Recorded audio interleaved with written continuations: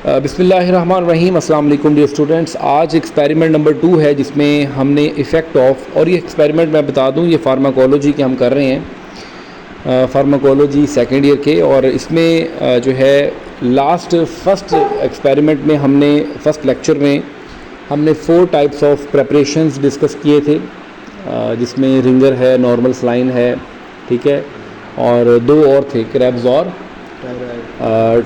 Thyroid, ठीक है। अब आज हमारे पास study the effect of acetylcholine और रैबिट आई।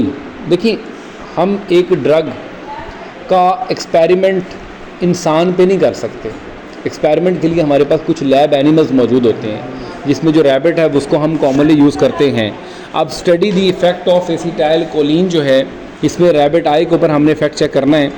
और सबसे पहले तो लिखा हुआ है कि एसिटाइल कोलिन है क्या। एसिटाइल कोलिन एक न्यूरोट्रांसमीटर है जो कि पेरिफेरल नर्वस सिस्टम और सेंट्रल नर्वस सिस्टम में यूज़ होता है। Duration of action acetyl choline का 5 to 20 सेकेंड्स है। और एड्रीनालिन जो है ये मियोसिस कॉज करता है। मियोसिस बात बड़ी आसान बताने वाला हूँ।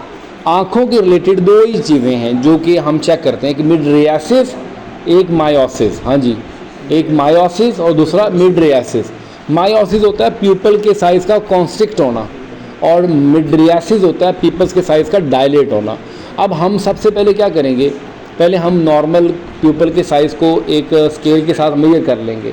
फिर हम एसिटाइल कोलिन को डाल के रैबिट की आँख के ऊपर डाल के बार बार मुख्तलिफ ड्यूरेशन के बाद हम फिर उसका एसिटाइल कोलिन का इफ़ेक्ट चेक करेंगे कि आया कि वाकई उससे पीपल का जो साइज़ है वो कॉन्स्ट्रिक्ट हुआ है। तो उसमें सबसे पहले अपरेटस बेटा सुन लें।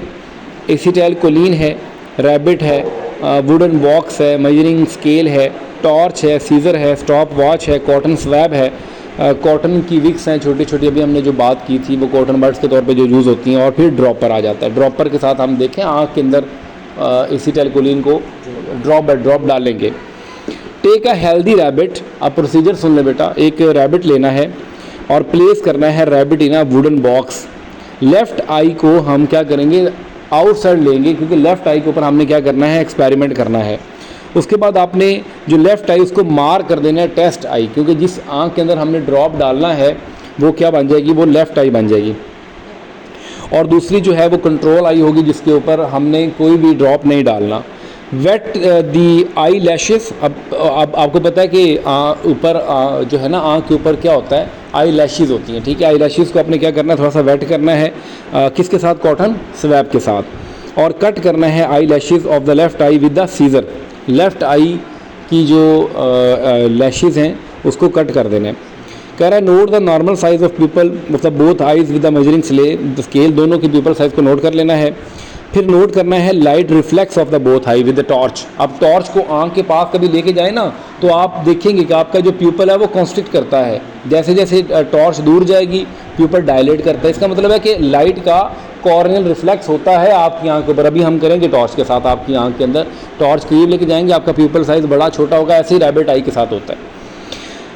तो उसके बाद फिर नोट करना है कॉर्निया या torch reflex of the both eye with the cotton wicks. Okay, अब फिर आपने 1 से 2 ड्रॉप जो हैं एसिटाइल कोलिन के किसके डालने हैं, रैबिट की आइज़ में, और फिर ऑब्ज़र्व करना है डिफरेंट ड्यूरेशन के बाद।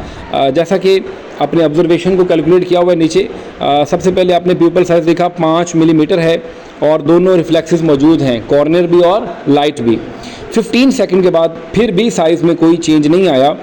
30 सेकंड के बाद देखिए साइज़ कम होना शुरू हो गया है। 5 से क्या रह गया है, 4। 45 सेकंड के बाद फिर 4, और फिर 1 मिनट के बाद 3 mm, और 2 मिनट्स के बाद 3 मिलीमीटर रह गया है। तो देखिए आप 5 mm से आपका जो रैबिट का जो प्यूपल साइज़ है वो क्या हो चुका है, वो 3 mm पे आ चुका है। और रिजल्ट में क्या लिखेंगे आप कि एसिटाइल कोलिन जो है वो क्या कर रही है, ऑप्थेल्मिक ड्रॉप क्या कर रहे हैं, मियोसिस कॉज कर रहे हैं, इसके मायोसिस भी कहते हैं, ठीक है। कॉन्ट्रैक्शन ऑफ प्यूपल करवा रहे हैं, साइज़ कम हो रहा है। और प्रिकॉशंस देख लें बेटा। मॉइस्ट करना है, ट्रिम करना है आई लैशेस को of the rabbit before the start of experiment. क्यों करना है ट्रिम, क्योंकि जो ड्रॉप हैं वो आई लैशेस की वजह से रुके ना, उनको कट कर देना है पहले। फिर आपने क्या करना है, नेज़ो लैक्रिमल जो डक्ट है should be blocked with the thumb before and after 2 minutes of administration the I of the rabbit. जो नेज़ो लैक्रिमल डक्ट होती है should be blocked with thumb, यानी कि आपने क्या करना है, उसके जो नाक है, ठीक है, नाक वाली जो नाली है उसको बंद करना है ताकि वो जो आँखों के अंदर जो कतरे डाल रहे हैं वो नाक के ज़रिए बाहर ना आए।